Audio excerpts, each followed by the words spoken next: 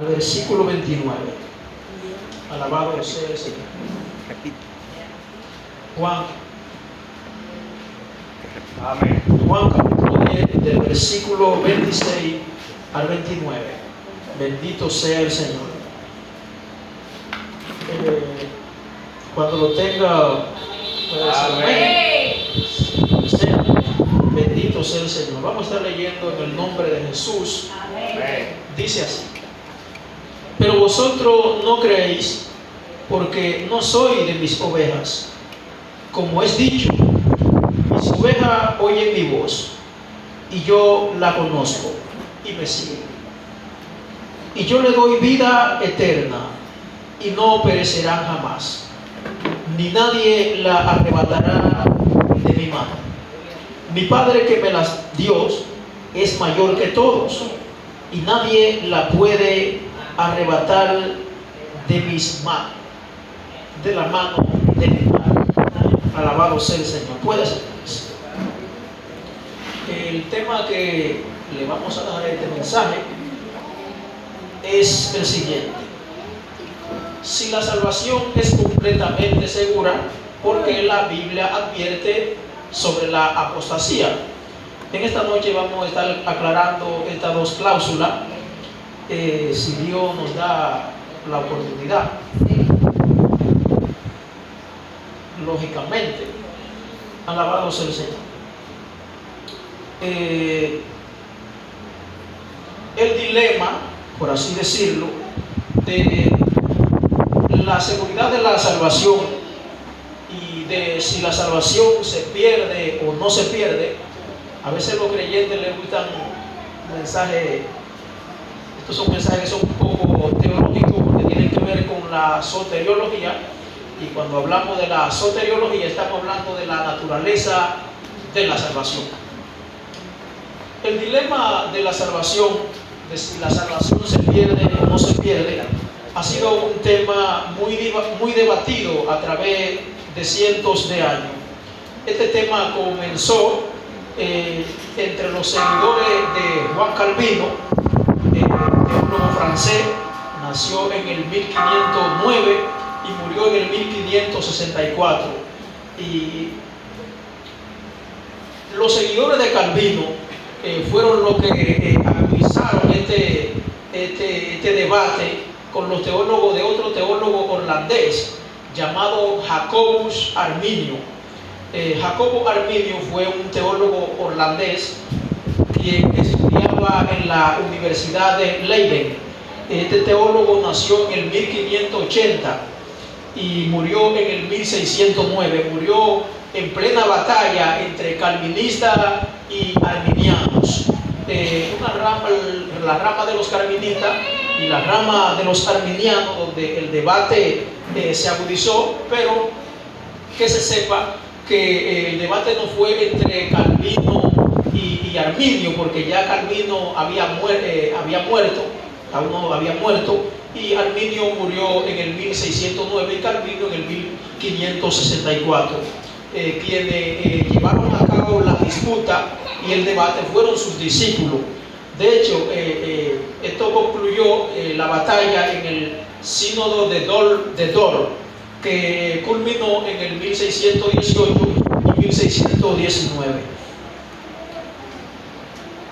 Haciendo este safari o este viaje de esta historia para llegar a donde nosotros por lo menos queremos llegar, ha sido muchas personas, muchos teólogos, creyentes, estudiantes, han debatido mucho estos temas.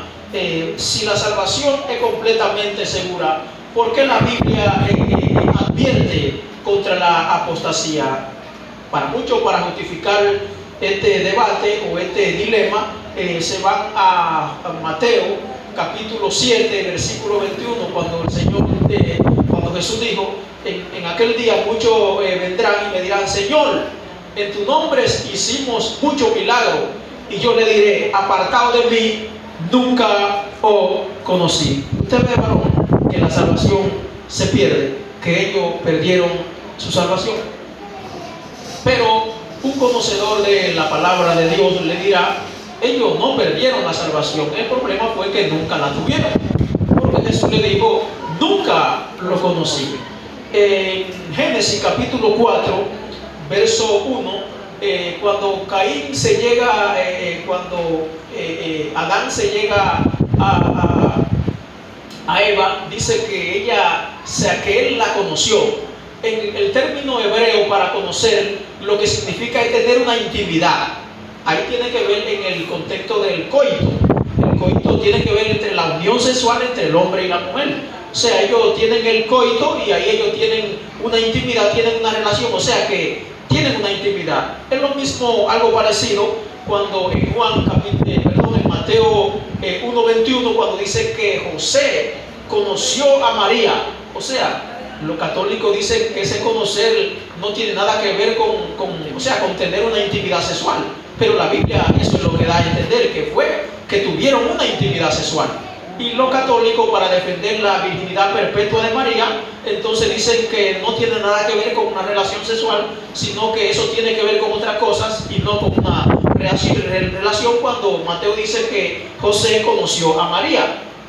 Entonces, los católicos, valga la redundancia, para justificar la virginidad perpetua de María y decir que María fue concebida virgen y sin pecado, ellos contradicen este texto. Pero si nos vamos también al libro de los Romanos, en 8:29, dice que a lo que antes conoció, a esto también llamó, y a lo que llamó, a esto también justificó. O sea, allí Jesús lo que está diciendo, o sea, que él tuvo una relación íntima con ellos.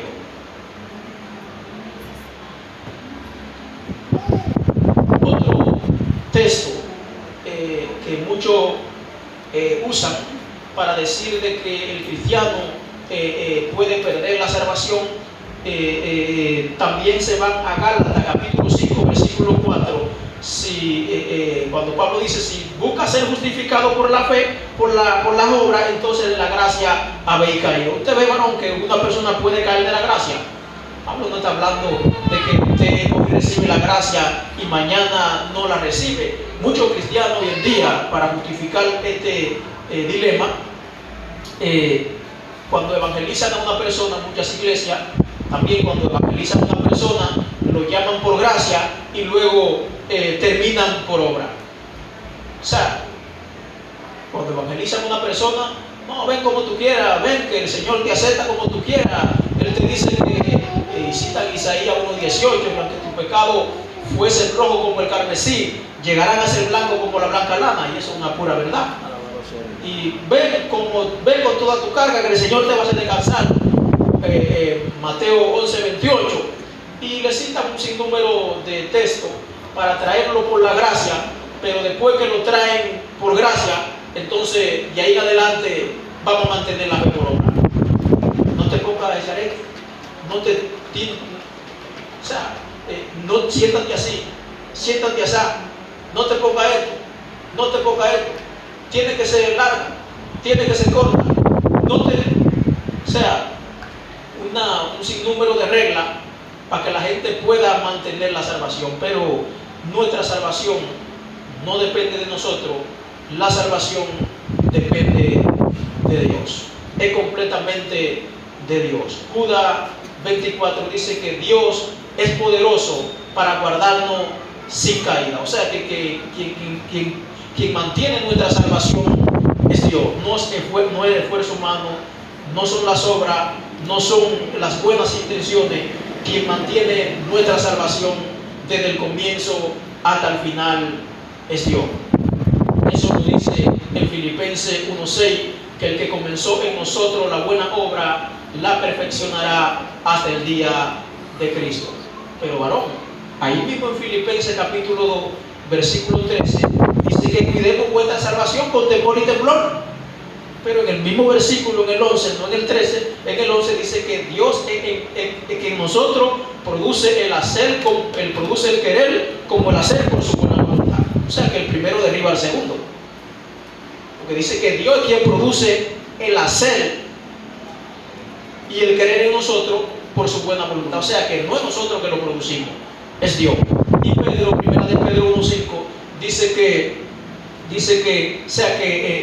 Dios es quien nos mantiene en la fe.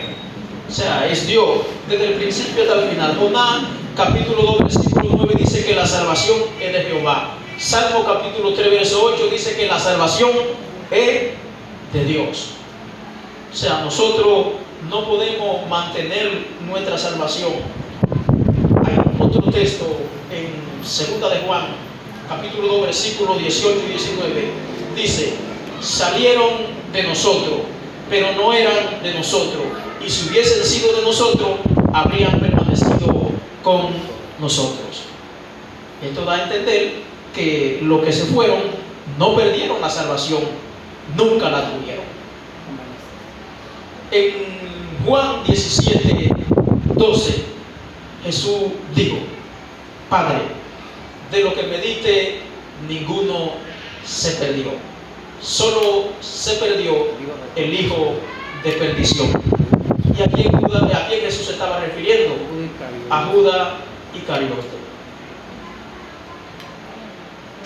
De hecho, en Juan 6:66, Jesús dijo: uno de vosotros es el diablo, refiriéndose a Judas, que ya Judas estaba en la mano del diablo, no en la mano de Dios. Lo que decía el texto que leímos, el texto amplio del mensaje, que decía: mi Padre es mayor que todo, nadie la puede arrebatar de la mano de mi Padre.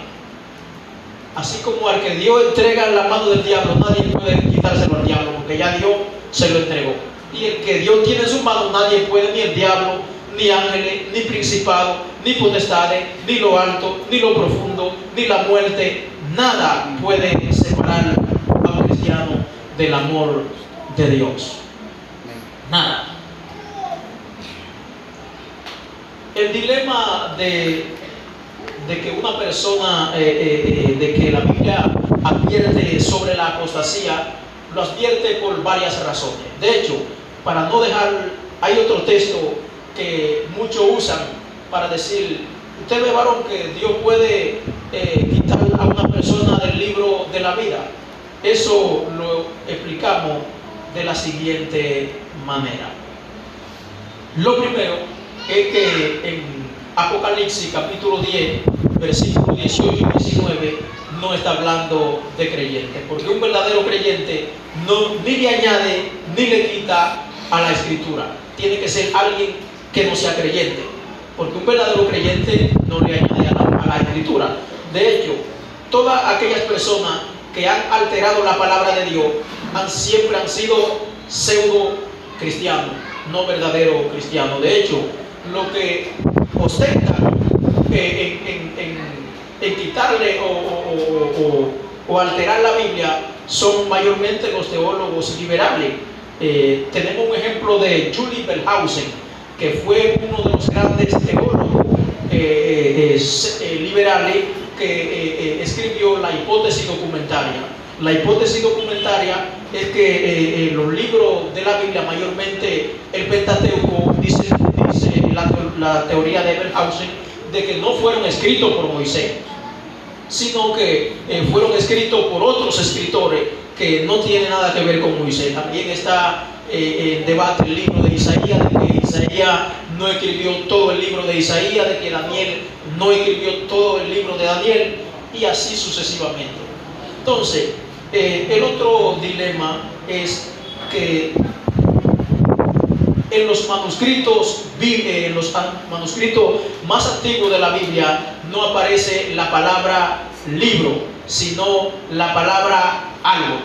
O sea que aquí no está claro de que sea la palabra libro que aparezca, sino la palabra algo. O sea, Dios le quitará el árbol de la vida, ni siquiera del libro. Y el otro dilema es que Dios no necesita un libro para apuntar a nadie, porque Dios tiene una mente infinita. Amén. O sea, Dios no tiene que llevar la cuenta, no tiene que coger una mascota para llevar una cuenta por si pierde la cuenta. Ya creo que con eso es suficiente para mantener el debate ahí. Otro de los grandes problemas que también la gente usa es que cuando dice el libro de Apocalipsis, dice que Dios a lo frío y a lo tibio, Dios lo va a vomitar. Pero lo primero es que Dios solamente en Apocalipsis resalta una sola iglesia, que es la iglesia de Filadelfia. Y así sucesivamente vemos que todos los pasajes que alertan contra la apostasía, alertan también los pasajes que en la Biblia dan un sentido de que también es porque en la Biblia hay nuevos creyentes débiles en la fe y creyentes fuertes en la fe. O sea que los escritos de la Biblia están escritos para diferentes tipos de creyentes: personas que no son verdaderos creyentes, personas que sí son creyentes y personas que son débiles en la fe. O sea que hay palabras de aliento para aquellas personas que hoy están débiles, como es el caso del libro de Hebreo.